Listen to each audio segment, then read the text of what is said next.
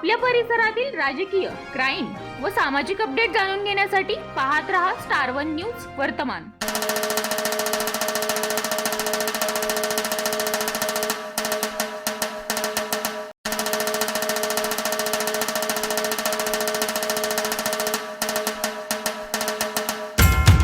Social मीडियाचा गैरवापर किती गंभीर ठरू शकतो याचं आणखी एक धक्कादायक उदाहरण सांगली जिल्ह्यात समोर आलंय।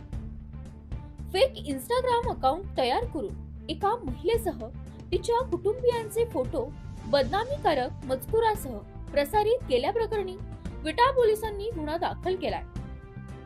खानापूर तालुक्यातील राजधानी भेंडवडे येथील एका महिलेची सोशल मीडियावर बदनामी केल्याचा धक्कादायक प्रकार उघडकीस आलाय। या प्रकरणी सौ अर्चना आनंदा माने यांनी विटा पोलीस ठाण्यात फिर्याद दाखल केली असून संजय दादासो जानकर यांच्या विरोधात भारतीय न्याय संहिता कलम 356/2, 78/2 तसेच माहिती तंत्रज्ञान अधिनियम 2000 च्या कलम 67 अंतर्गत गुन्हा दाखल करण्यात आलाय।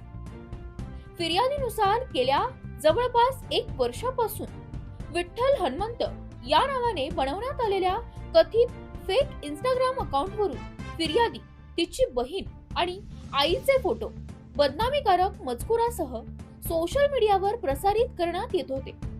त्यामुळे फिर्यादी आणि त्यांच्या कुटुंबियांची समाजात बदनामी झाल्याचा आरोप करण्यात आलाय। या प्रकरणाची गंभीर दखल घेत विटा पोलिसांनी गुन्हा दाखल केला असून पोलीस निरीक्षक फडतरे यांच्या मार्गदर्शनाखाली पुढील तपास सुरू आहे। प्रतिनिधी कीर्ती गायकवाड।